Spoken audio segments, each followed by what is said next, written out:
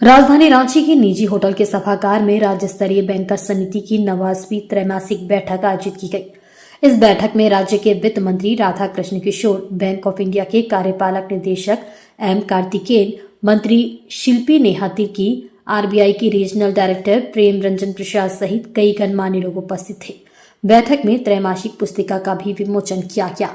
साथ ही राज्य के बैंकों के विभिन्न क्षेत्रों में किए गए प्रदर्शन पर विस्तृत परिचर्चा भी की गई। अपने संबोधन में वित्त मंत्री ने कहा कि बैंक के माध्यम से दिए गए लोन के रिकवरी में आमजनों से अमानवीय व्यवहार नहीं की जानी चाहिए।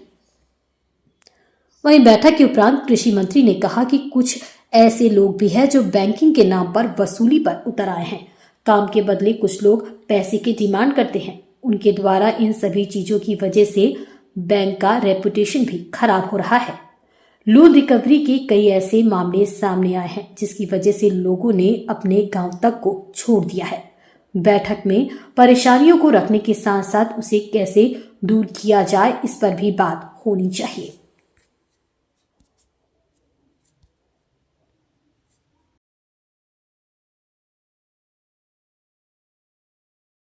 मुझे लगता है कि इस राज्य में समझने की आवश्यकता है कि आज भी ये राज्य सबसे पिछड़ा राज्यों में से एक है। आप यहाँ के जो बैंक के जो कस्टमर हैं, आप उनको दूसरे राज्यों से नहीं तुलना कर सकते हैं, बड़े बड़े राज्यों से।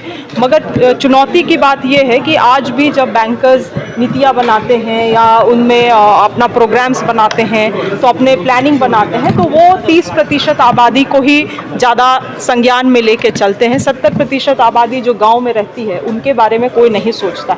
और यही कारण है कि आज आप देखेंगे कि हमारी सरकार ने इतना बड़ा निर्णायक फैसला लिया केसीसी लोन माफ़ी का, मगर आज भी आप देखेंगे तो किसानों को इसके बारे में, ग्रामीणों को जानकारी नहीं है कि लोन सेंट्रलाइज्ड रूप से माफ़ी होता है।